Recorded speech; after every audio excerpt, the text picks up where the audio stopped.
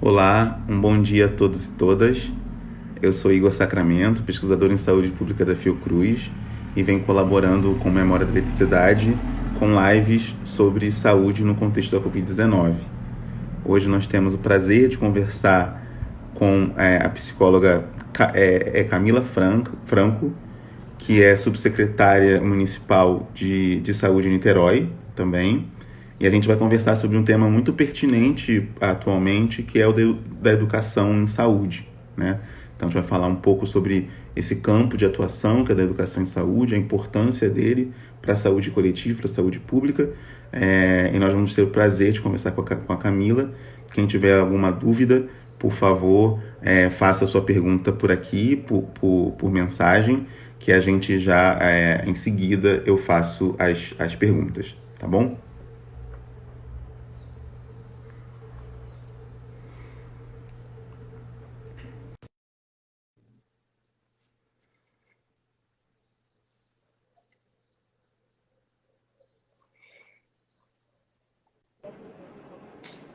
Oi, Camila. Bom Bom dia, tudo bem? dia, Igor. Bom dia. Tudo bem. Muito obrigado por ter aceitado o convite, né, de participar dessa conversa, né, para a gente falar de um tema tão importante para, como eu estava falando,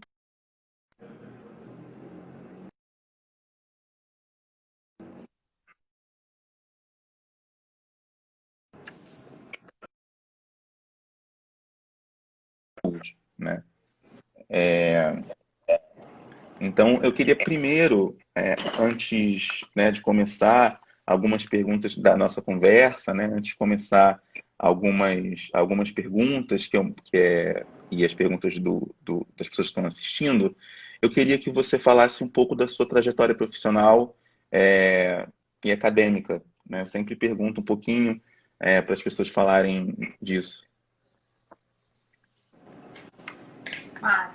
Então, meu nome é Camila Franco. Não sei, a conexão aí tá legal? Eu Tá tô na legal, secretaria. tá legal. Tá. É Camila Franco, eu sou psicóloga organizacional de formação. Fiz a residência em saúde da família na Fiocruz, especialização em apoio institucional na Unicamp e o mestrado em saúde coletiva na linha de planejamento, formação e avaliação em saúde na UF. E ao longo de toda a minha trajetória, eu sempre trabalhei, né, na gestão de serviços públicos de saúde e também na universidade, na parte de pesquisa e como coordenadora pedagógica e professora de cursos de pós-graduação na área de saúde pública também, especificamente na área de gestão, colaborando aí para a formação de gestores. E nesse sentido, teve uma consonância muito grande a educação e a gestão na minha vida. Então, eu falo que a questão da educação e saúde, ela, na minha vida, ela perpassa, ela transborda o ambiente da gestão. Ela é um modo de fazer o processo de trabalho acontecer, ele é um geral. Hoje eu estou atualmente na subsecretaria de saúde de Niterói, do município de Niterói, e aqui mesmo no próprio gabinete, onde a gente acontece todo o processo administrativo, né, da Secretaria de Saúde, a gente tem um trato, uma forma de coordenar o trabalho que é investindo na formação, na criação de coletivos, na participação de todos no processo de tomada de decisão. Então, a educação em saúde, todos os seus princípios, né, formadores, ela tem aí norteado tanto a minha prática de ensino, minha prática pedagógica como professora universitária, como também a minha prática de gestora, né? E aí você vai aprendendo a lidar com esse cotidiano numa aposta muito radical, assim, Igor, na aprendizagem significativa, na gestão de coletivos e na força que tem a micropolítica num processo de transformação, de uma transformação criativa do próprio sujeito e a sua implicação no processo de trabalho, né? Então é mais ou menos por aí que eu fui construindo a minha carreira, sempre com bons encontros, como esse aí com você, e bons afetos no caminho. Bom, muito obrigado por essa, né, breve apresentação. É bem bacana conhecer, para além do currículo, né? Dar uma humanidade, né? Você falando. Mas uma das questões, e aí para quem está nos assistindo, né? Que é essa dimensão da educação permanente em saúde. Né, que para nós, do campo da saúde, é algo que é muito trabalhado, né? É dito, especialmente da saúde coletiva, mas, assim, queria que você falasse um pouco do campo, né, da educação permanente, e qual que é a importância da educação permanente em saúde, né? Um pouco você já sinalizou, né, essa dimensão de uma gestão participativa, né, de um olhar menos didático, né, e mais formativo, num certo sentido. Queria que você falasse um pouco sobre isso, sobre o que é educação permanente em saúde e qual que é a importância dela no contexto atual, ou enfim. Então, a educação permanente em saúde, ela é um conceito que vem do início dos anos 90, né? Dentro de uma política que faz toda a organização da formação do conjunto de trabalhadores da saúde. Então, assim, quando a gente pensa, e aí a gente faz um recorte aqui do SUS enquanto um sistema público, né? Um sistema Uhum, único de saúde, a gente está falando do maior sistema de saúde do mundo.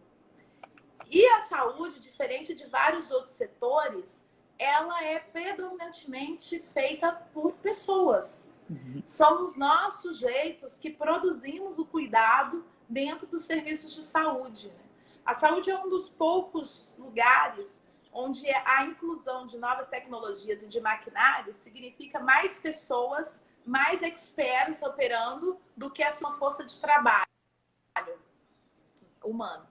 Então, quando a gente pensa em toda essa complexidade e a grandeza que é esse contexto, a gente precisa pensar como é que a gente forma essas pessoas. uhum, Então, uhum, desde essa formação que é na universidade, que é uma formação, uma aposta de uma forma de produzir sujeitos críticos, sujeitos políticos dentro de um contexto social que seja atraído para trabalhar nesse setor público, como quando ele chega nesse setor público com carências dessa formação, né, voltada para o serviço de saúde pública, como que a gente pode pensar essa prática, essa nova forma, né, dentro desse contexto.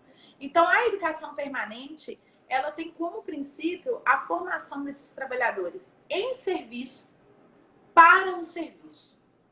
Então, ela parte do pressuposto de uma concepção pedagógica que aposta na aprendizagem significativa. O uhum, que é isso? Tem que fazer sentido onde eu estou. uhum, Então, por exemplo, atualmente, quando a gente vai fazer algum treinamento com os profissionais de saúde sobre o uso de EPI e tal, a gente começa falando, olha, como é que se transmite? Como é que eu posso ser contaminado pelo Covid? Porque tem que fazer sentido. Se eu sei como eu posso ser contaminado, eu vou entender o porquê eu uso esse EPI e como eu faço para utilizar, para colocar, para retirar, porque eu vou entender os riscos que estão ali. Isso de uma forma muito objetiva. Só que na saúde a gente trabalha muito com as tecnologias leves, que são as tecnologias do âmbito relacional, né? Do uhum, encontro de uma pessoa com outra. E aí a gente trabalha com as subjetividades. E como que eu discuto a educação permanente no contexto subjetivo? Então, quando a gente fala de um contexto subjetivo, a educação permanente, ela perpassa por uma capacidade de disparar nesses sujeitos, nesses coletivos, num processo de autoanálise, onde eu consigo analisar o meu processo de trabalho, compreender o quanto desse trabalho há de mim, né? Então, assim, o quanto tem do meu esforço nisso que é produzido, faço uma análise crítica desse contexto individual, do contexto coletivo, porque a gente trabalha em equipe, e como que esse coletivo se organiza e a gente vai mudando práticas. Então, a educação permanente ela tem que apostar num diagnóstico, numa análise de contexto, numa análise de realidade e na possibilidade de transformar essa realidade em mudanças reais de práticas. E para isso é em serviço, é no serviço, não existe variáveis controladas, não uhum, existe número limitado de variáveis. É sempre a gente aprendendo num contexto complexo, dinâmico e muitas vezes, sim, dificultou algumas escassez, né, com algum tipo de escassez, com algumas limitações de recurso. E aí, por isso que eu falo assim, profissional de saúde, aquele profissional que está no SUS, que vem de uma emergência, que vem de um serviço público, eu não tenho dúvida que ele vai ser altamente qualificado. Porque ele vai aprender a lidar com e sem o recurso disponível. Não que a gente não precise ter, né? É claro que a gente precisa e a gente batalha para isso, né? Para ter o recurso. Mas a gente vai aprendendo a superar as dificuldades num potencial criativo e autônomo muito grande. E a educação permanente, ela vai trabalhar com a transformação de conceitos prévios que a gente traz, sejam eles do núcleo de saberes específicos, saber do psicólogo, saber do médico, saber do fono, por um campo ampliado, né, de um conceito de saúde ampliado, onde a gente vai trabalhar o que esse saber específico se integra nesse campo com outros saberes, transborda na produção de um cuidado integral, complexo, completo dos sujeitos. A educação permanente também ela tem que ser pensada para os gestores. É muito difícil ser gestor no nosso contexto brasileiro. É muito difícil. E é muito solitário também, muitas vezes, o lugar do gestor. Né? Por mais que você implante colegiado gestor, por mais que você aposte nos coletivos, a responsabilidade da tomada de decisão final ela é do gestor. Então, a gente precisa ter uma aposta grande na formação desse gestor.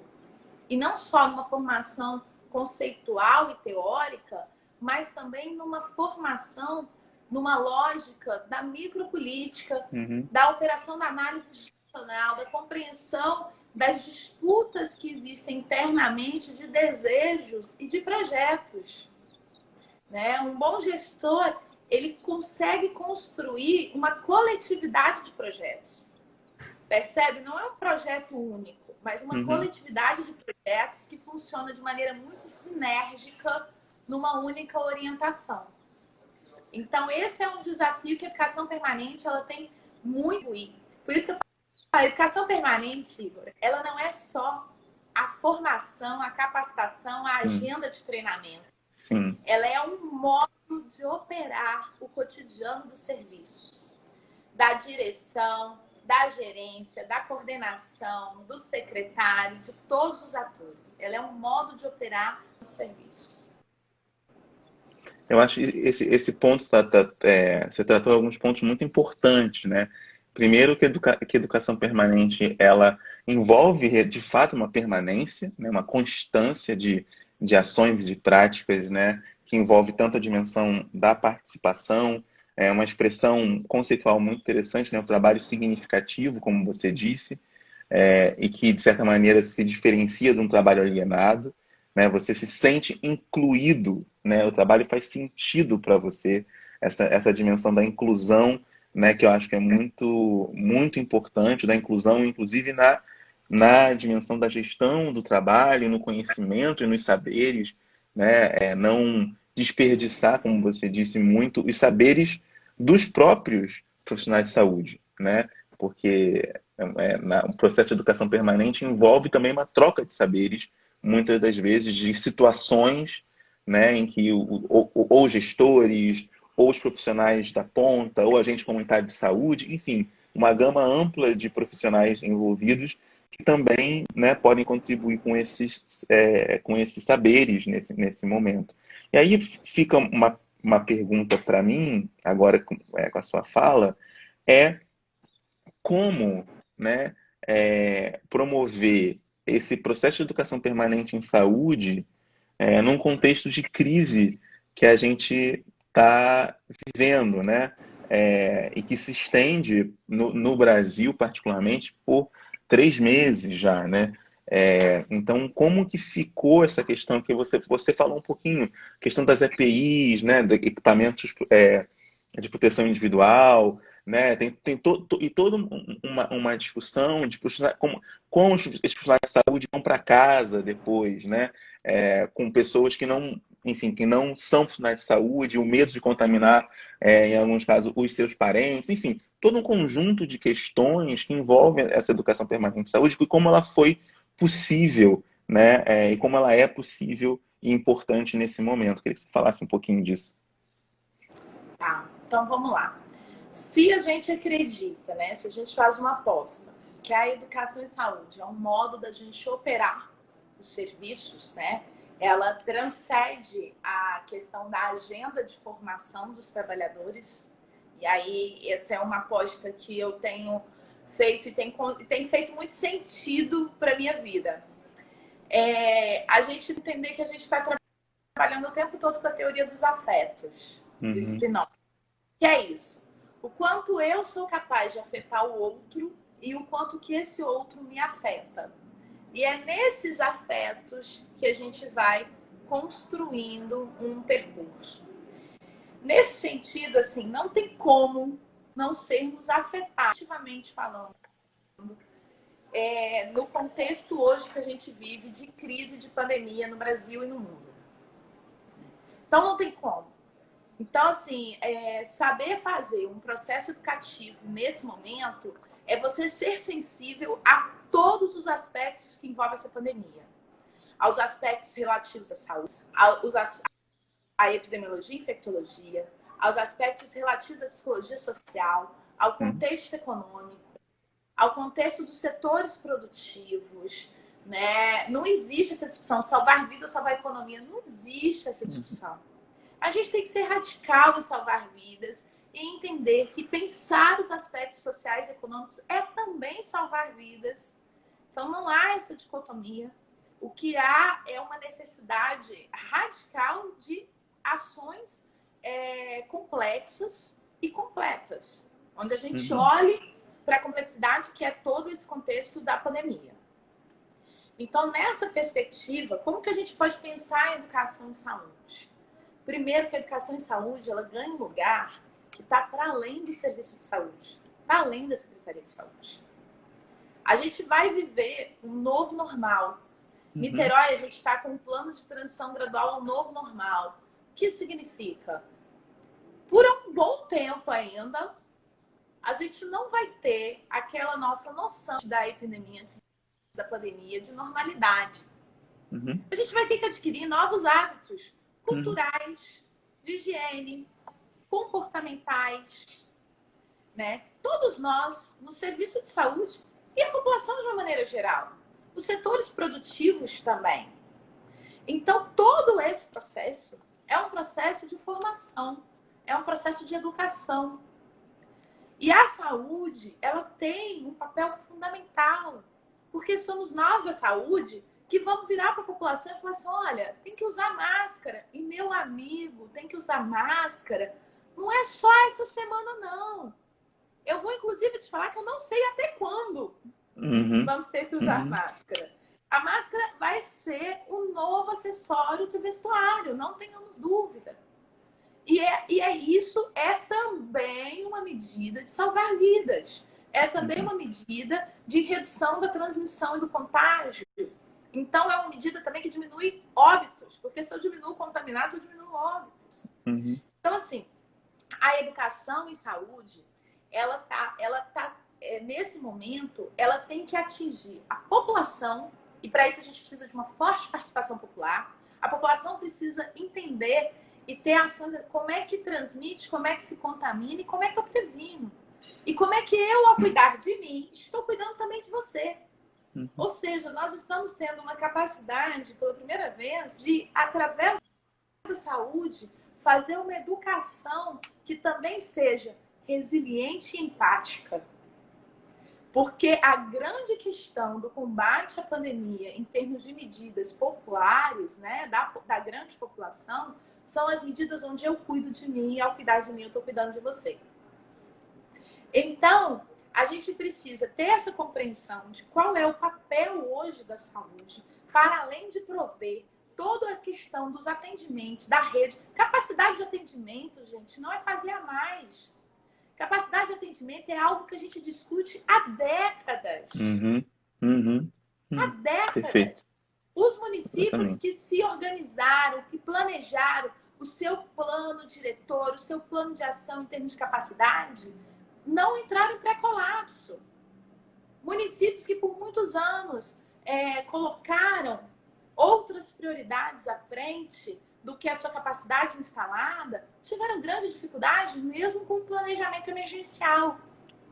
Então, assim, capacidade de atendimento é algo que a gente discute há anos, né?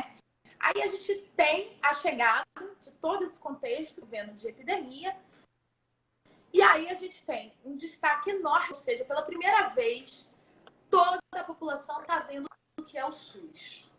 Toda a população está vendo o que é o SUS. Então, a gente está em um momento ímpar, histórico, de mostrar o quanto o SUS é grandioso, o quanto o SUS faz, sempre fez e tem feito nesse contexto crítico que estamos vivendo. Um contexto muito delicado enquanto conjuntura de liderança federal, né, em termos da área de saúde. Então, a gente não tem uma diretriz clara do governo federal do que a gente, né, do combate à pandemia. Isso traz uma responsabilidade enorme para os estados e os municípios. Então, os municípios precisam começar a se organizar com isso. E aí a gente tem os municípios que já estão mais aí com essa complexidade, outros não.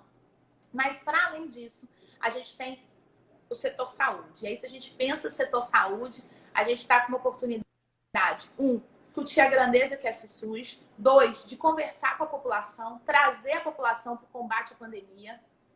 3, conversar com setores produtivos. Aqui na transição para o novo gradual, a gente fez um processo de formação com todos os setores produtivos. Na cada sinal nosso de transição, há uma possibilidade de uma série de operações que podem acontecer.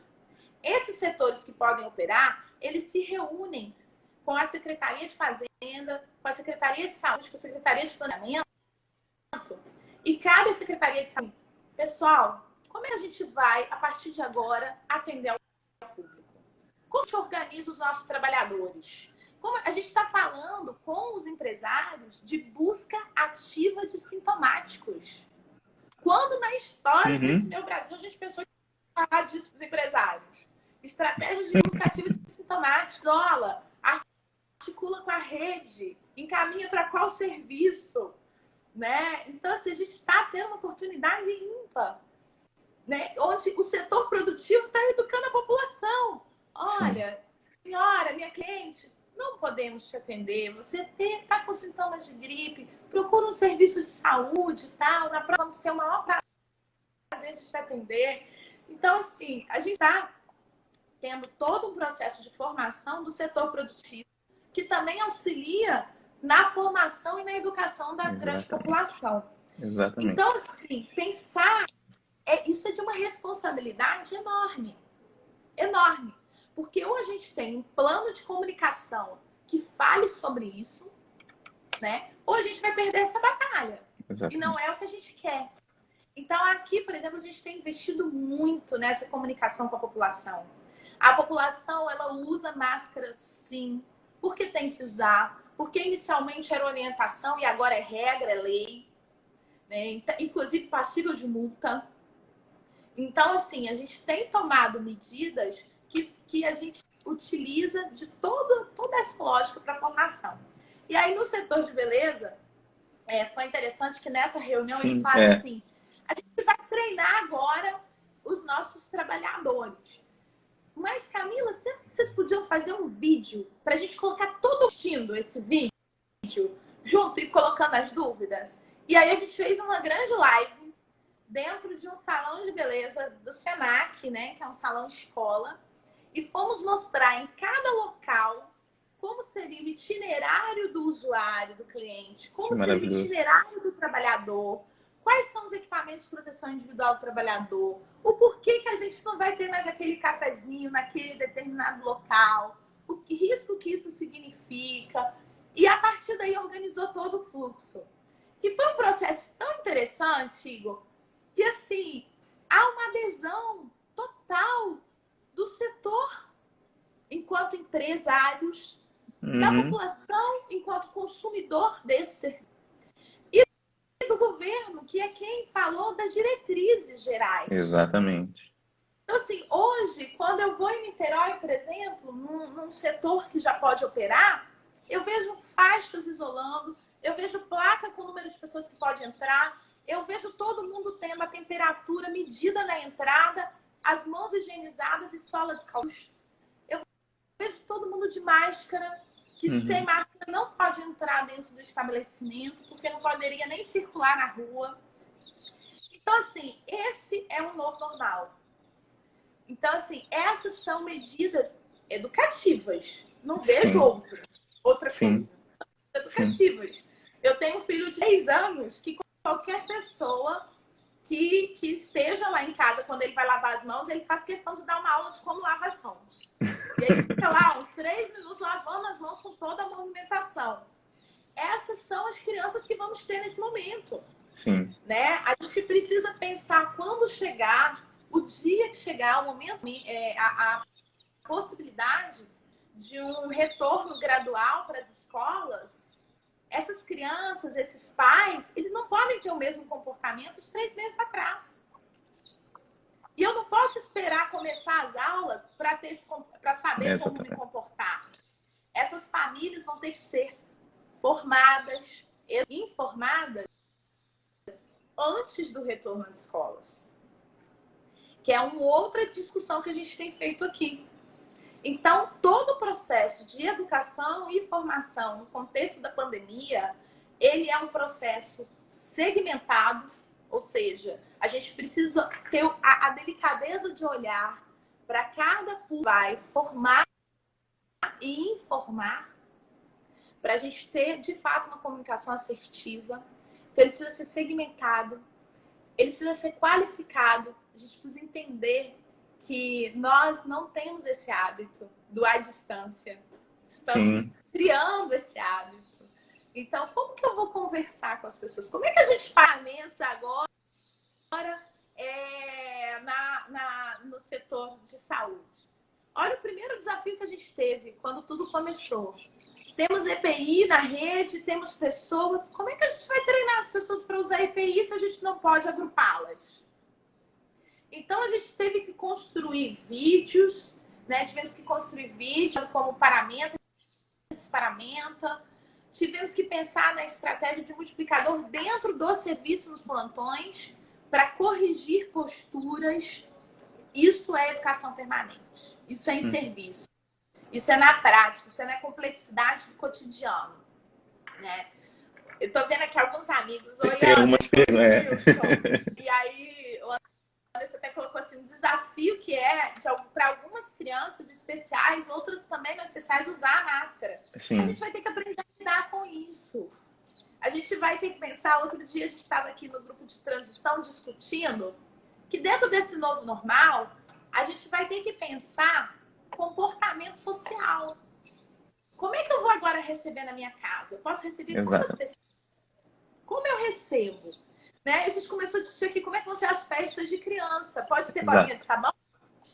Então, assim, e tudo isso eu vejo uma grande expectativa da população, uma grande expectativa dos setores produtivos, próximos passos, pela orientação que a saúde vai dar.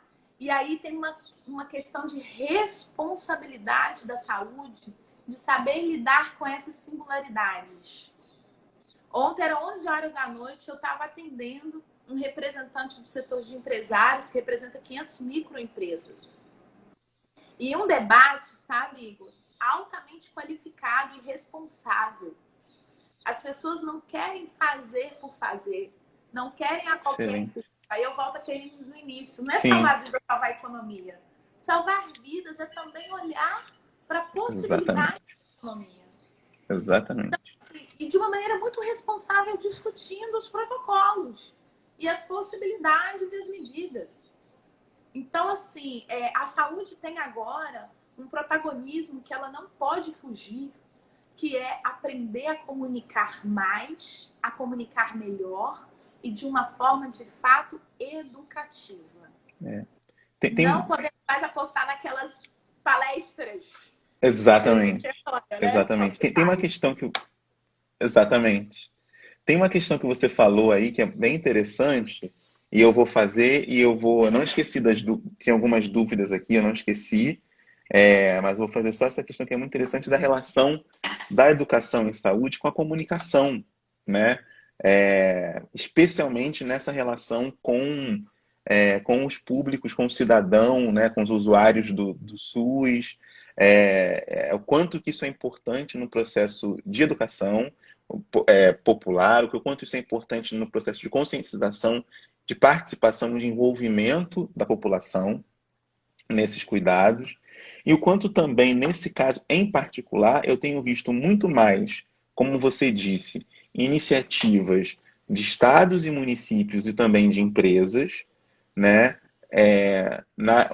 com a responsabilidade em relação a esse cuidado, né, as práticas de cuidado, e num contexto como esse, não observamos uma campanha central, né, do governo federal específica, né, sobre a questão do cuidado, das medidas preventivas, etc. Né? E essa é uma ausência muito significativa, né, em termos do alcance, e que, como você colocou, coloca a responsabilidade, que já é enorme para os estados e municípios, ainda muito maior, né, de também contribuir nesse processo de conscientização da população, né, e da população, quando eu digo população, incluindo também os setores produtivos, né, incluindo não só o usuário, o cidadão comum, mas também os empresários, etc., a conscientização da importância nesse novo normal e as novas medidas que devem ser adotadas nas escolas, enfim, nas empresas, nos restaurantes, nos salões de beleza. Gostaria de elogiar, mas já tinha te falado antes, essa iniciativa excelente dos vídeos, né, que viralizou, porque várias pessoas comentaram esse vídeo, né, a importância que ele tem, o detalhamento que ele tem, né, uma iniciativa em conjunto com a Secretaria de Fazenda, né, o que é bem interessante, mostrando, né, que não há dicotomia entre economia e saúde, mas elas trabalham juntas, em conjunto. Né? Então, eu queria que você falasse um pouquinho disso, da importância da comunicação nesse contexto, né, de educação permanente em saúde, que não é só do profissional, é também da população. Sim. Então, a gente tem feito boas sobre comunicação. Né? A gente montou um comitê técnico científico, Igor, e aí é todo um mérito, mais uma vez, desse trabalho conjunto entre academia e gestão, assim. Acho que essa pandemia deixou muito claro que tiveram que caminhar tão juntas e problematizadora. Né? Então, a gente tem feito boas discussões aqui de comunicação e a gente tem cada vez falado assim, a gente precisa abrir canal, deixar vir da população e a gente respondendo a partir das demandas e necessidades que surgem. Então, por exemplo, as primeiras reuniões com setores produtivos, a gente apresentava os protocolos obrigatórios. Na segunda reunião, a gente já falou assim, vamos fazer o contrário? O setor apresenta para a gente o protocolo que ele pensou. Uhum. A partir do que a gente já tem de normativas dentro do decreto de transição, ele apresenta para a gente como é que ele está pensando em operar esse decreto. E foi muito legal. Assim, Igor, eu conheci como opera em pormenores vários setores que eu nem imaginava. Assim, Camila, a gente tem uma área de armazenamento de X metros, mas a área de atendimento é de 10 metros. Como a gente faz? Eu falei, vamos contabilizar o teto de ocupação separado. Uhum. Então, assim, a gente passou a trabalhar, volto lá naquele início da nossa conversa, da realidade como ela é, de uma análise crítica da realidade. Então, eles traziam um protocolo que era o modo de operar daquele setor, uma análise crítica da realidade. E a partir daí a gente ia problematizando e chegando na transformação dessa realidade, que era o protocolo melhor adaptado para o setor, porque dialoga com a prática, com o que faz sentido e significado. Então, isso a gente pensa para o setor produtivo, Isso a gente pensa para os espaços de ocupação público. Então, assim, a gente está fazendo um estudo aqui grande sobre ocupação de praias e praças e parques. É comportamento, cara. Não tem outra coisa, é comportamento. Então, assim, quando a gente pensar na ocupação das praças e dos parques, o que a gente espera, como a gente espera que a população se comporte para que seja possível sustentar algum nível de operação desse espaço. Então, aí a gente está falando o quê? De comportamento. Mudança de hábito, mudança cultural. Comunicar. Então, eu preciso que aquela mãe com a criança saiba dos riscos que aquele balanço do parquinho traz de contaminação. Para a partir daí ela saber como ela deve proceder na descontaminação do balanço antes e depois do uso do filho dela. Aí a gente vai fornecer o que a gente vai pedir que ela leve para o parquinho. Né? Vai vir a garrafinha de água, de álcool 70 e o paninho. Exatamente, exatamente. Então, assim, a gente tá... E não tem outra forma. A gente precisa abrir canal de comunicação com a população, com os trabalhadores. A gente discussões, por exemplo, né? Voltando à questão da educação permanente. Quando a gente vê, a gente tem um hospital aqui de ponta, de retaguarda, de UTI, Covid. Foi o primeiro hospital de campanha Covid e é o único hospital de campanha de alvenaria do Brasil. Ou seja, é realmente um prédio. Então, nesse hospital a gente tem protocolos, assim, com muita pesquisa, protocolos de ponta. E a gente falou, ok, toda a nossa rede tem que estar sincronizada, porque essa é a qualidade que a gente quer operar. Então, a gente criou um fórum de discussão semanal de conduta clínica a partir de estudo de caso. E aí, esse caso era aquele paciente que passou por 3 pontos da rede, ou seja, os nossos principais sabem do caso, e vamos discutir esse caso e alinhar os protocolos. Então, essa é uma formação específica que precisa ser investida para a gente melhorar a qualidade de atendimento. E tem a outra formação que a gente precisa olhar, que é da população, de uma mudança cultural. E, assim, entender que é preciso ter liderança. A população olha hoje para o governo municipal, para a gestão municipal, olha para o prefeito e aguarda qual é o próximo comando da transição. Né? Olha para a Secretaria de Saúde e aguarda qual é a orientação de comportamento em termos dos protocolos.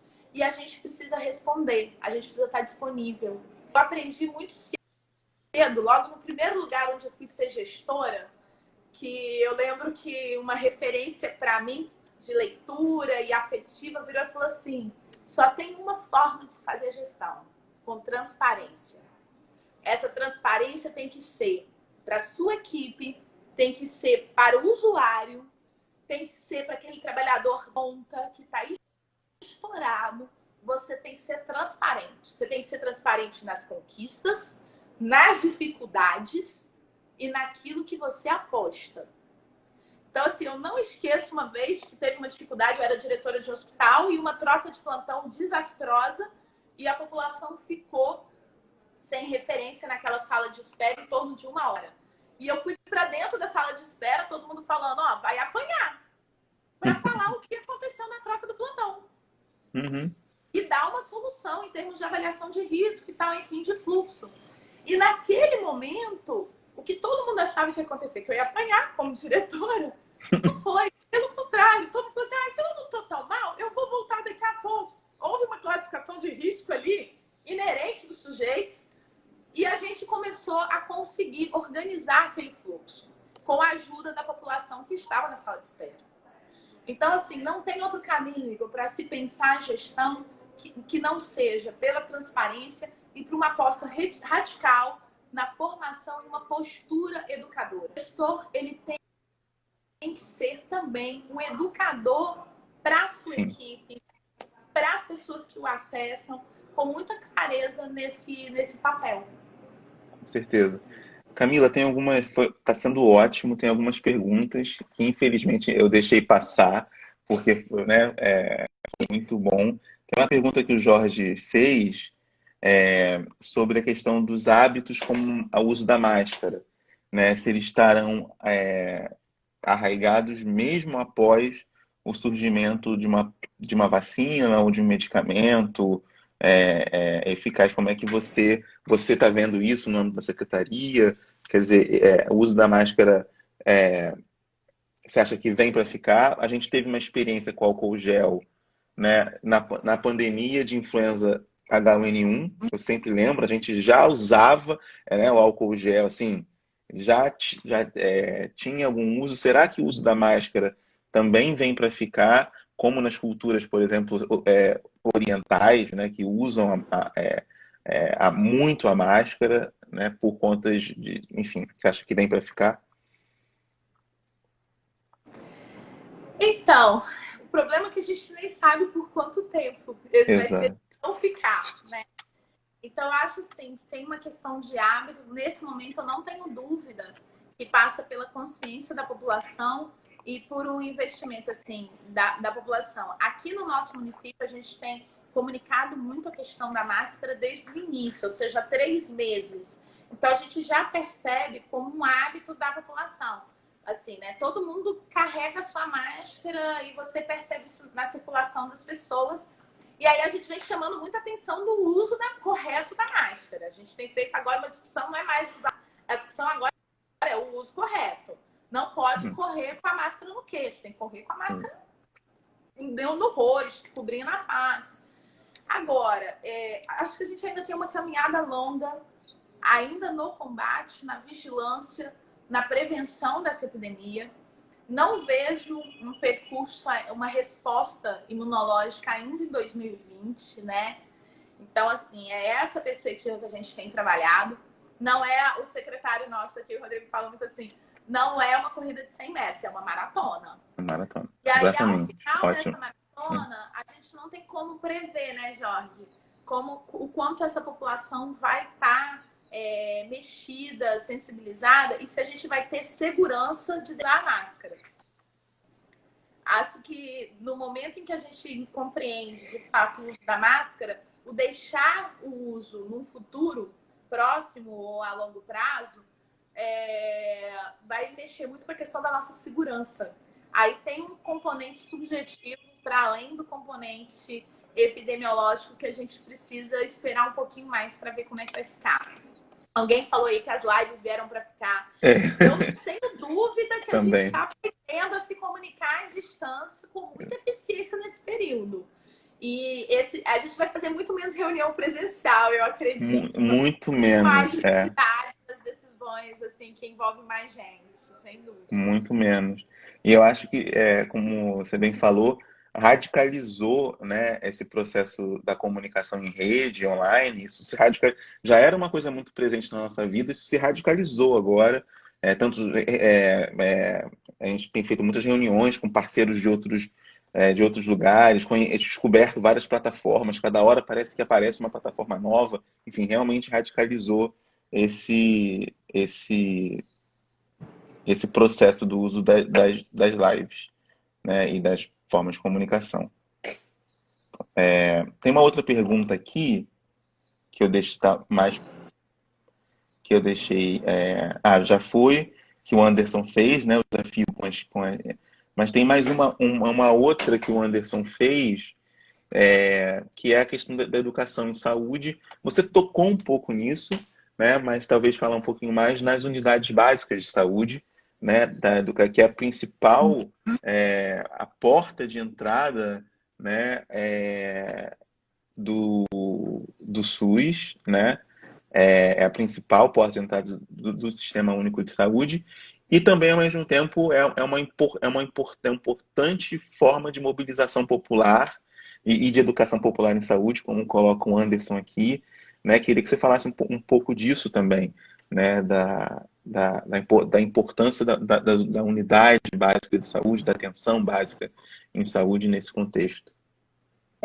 Igor, o Anderson é um companheiro super querido, com quem eu já tive a oportunidade também de trocar e aprender muito sobre educação e saúde. Que bacana. Já estivemos juntos trabalhando no Ministério da Saúde.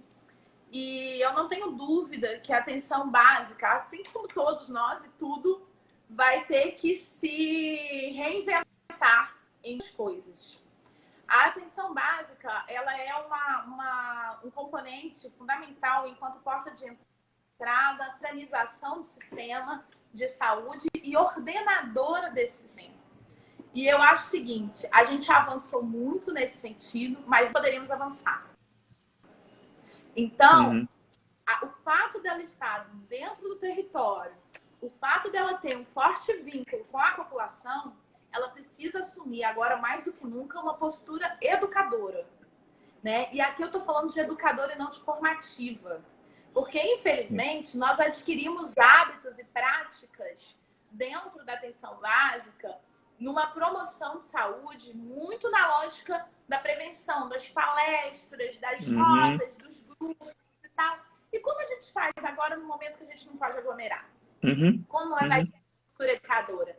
E aí a gente volta a ser, a gente precisa fortalecer esses profissionais com ferramentas pedagógicas, didáticas, para que eles consigam criar estratégias mais educadoras, mais ativas nesse contexto e que tenham uma aposta radical em cada encontro com o usuário como um encontro de cuidado e de formação. Quando eu estou com o meu usuário, eu não posso nunca perder a oportunidade de ter uma conversa com ele sobre todo esse contexto. Inclusive, o quanto ele é responsável por cuidar da sua família e do seu entorno, nesse sentido. Então, assim, a gente vai ter que ter um forte movimento de mobilização social, junto às lideranças e junto à população de uma maneira geral, nesse novo normal, para a gente compreender. São lugares onde ainda a gente tem muita vulnerabilidade no sentido dessas novas práticas adotadas, tá? Então, assim, a questão da interiorização da epidemia, essa foi uma epidemia muito diferente, porque ela começa com maior intensidade na classe média e alta. Sim. E depois, no segundo movimento, ela começa a ir para as periferias. Então, criou-se um falso imaginário de que aqui não chega. Mas chegou com a mesma intensidade, gravidade. Então, assim, e aí é preciso trazer essa população para uma lógica também, que eu volto naquilo que a gente falou, da empatia e da resiliência, de que eu preciso cuidar de mim para cuidar do outro. Então, eu acho que a atenção básica tem um desafio enorme aí, que é repensar as práticas de promoção e prevenção que foram desenvolvidas ao longo de todos esses anos, num contexto muito coletivo. E, infelizmente, nesse momento, a gente vai ter que pensar outras estratégias de comunicação e, inclusive, outras estratégias individuais também. É muito importante isso que você fala, né? Já falou e retomou de uma análise crítica da realidade e que me lembra também uma questão importante da atenção básica, que é a dimensão do acolhimento, né? Do acolhimento desse usuário e um acolhimento muitas vezes múltiplo, né? Não só no sentido da sua questão ali de doença ou de saúde, etc., mas também, às vezes, de questão não tenho água, eu não tenho, né? Eu tenho dúvida se isso daqui é fake news ou não. Quer dizer, a gente vê cada vez um acolhimento, né, cada vez mais múltiplo, e a importância desse acolhimento de uma atenção humanizada, né? E aí, qual que é o desafio, né, nesse novo normal para o acolhimento e para uma atenção humanizada em saúde? Fiquei pensando a partir do que você falou. E o combate às fake news, né? Exatamente. Porque, assim, a fake news, ela é muito danosa. Ela traz muitos danos para o contexto da saúde. Então, ela que são falsos. Ela criou formas, né? Quantas pessoas não receberam no WhatsApp soluções milagrosas que acabaria com o vírus, sendo que não, a gente precisa de água, sabão ou água sanitária, né? Não tem Uhum, outra solução uhum, milagrosa para limpar. Então, assim, e tudo isso como traz dano, porque aí você tem que trazer de volta a confiança daquela população para o serviço de saúde, para o profissional de saúde que está falando, não, essa receita, essa medicação, essa fórmula de higienização não funciona. exatamente. Então, você tem que, além de já criar o vínculo de confiança, você ainda tem que fazê-la desacreditar naquilo ali Sim, que ela traz como verdade absoluta. sim, Então, assim, a fake news ela traz um dano enorme para um contexto onde a comunicação está tão sensível, tão necessária e sensível porque a gente está tendo que aprender a lidar com novas ferramentas, né? exatamente. No início de tudo isso, as reuniões eram conectou, desliga o microfone, pega no fulano, não sei o que. A gente demorava meia hora para começar uma reunião. Agora, rapidinho, já está todo mundo conectado, funcionando. Então, é uma evolução. Ainda bem que nós somos capazes de fazer, né, provocar essa mudança e essa reflexão numa velocidade muito grande, né? Só a gente olhar quem nós éramos há 3 meses atrás e quem nós somos agora. Exatamente. O quanto que cada um aqui se modificou e modificou o seu entorno ao longo desses 3 meses, né? Bom, o nosso tempo, infelizmente, ele está acabando. Eu peço desculpas para alguém se eu deixei passar alguma pergunta, mas acho que não vai dar tempo. Acho que eu fiz todas. Se alguém quiser alguma coisa, pode perguntar. Mas eu queria agradecer muitíssimo o seu tempo, disponibilidade, né, de compartilhar com a gente seu conhecimento, a sua experiência, nesse contexto tão crítico que a gente está vivendo, de saúde, de emergência sanitária. Queria que você falasse, né, quiser falar um pouco para se despedir, mas eu gostaria de agradecer muito, né, a sua participação nesse momento e agradecer também pelo seu trabalho e por compartilhar com a gente a sua experiência. Agradeço demais, Igor, aqui o convite. Foi um prazer estar conversando. A gente nem vê o tempo passar, né? Quando a gente fala daquilo que a gente gosta, daquilo que a gente acredita, daquilo que nos mobiliza, o tempo não passa e é sempre muito prazeroso. Então, agradecer a você, agradecer a todos que estão aí fazendo parte desse papo e colocar que eu acho que tem um grande desafio aí pela frente, mas os militantes, nós que acreditamos aí e defendemos esse sistema único, universal, gratuito, a gente não foge a essa luta. Acho que a gente está cumprindo aí o nosso dever de educação, com afeto e com muita capacidade de transformar e de ser resiliente, né? Então, agradeço aí essa conversa, sem dúvida nenhuma, isso nos fortalece para Com certeza. continuar essa batalha que, com certeza, vai ser vitoriosa. Com certeza. Muito obrigado mais uma vez pela sua participação. E para quem não conseguiu assistir, a gente vai deixar disponível nos canais, né, dos perfis, tanto do Instagram quanto do YouTube, né, para quem, ou se vocês quiserem compartilhar com alguém, podem compartilhar, fiquem à vontade. Camila, mais uma vez, muito obrigado. Um excelente dia para você, um excelente dia para todos que estão nos assistindo. Tchau, tchau. Beijo. Obrigado. Tchau, tchau. Obrigada.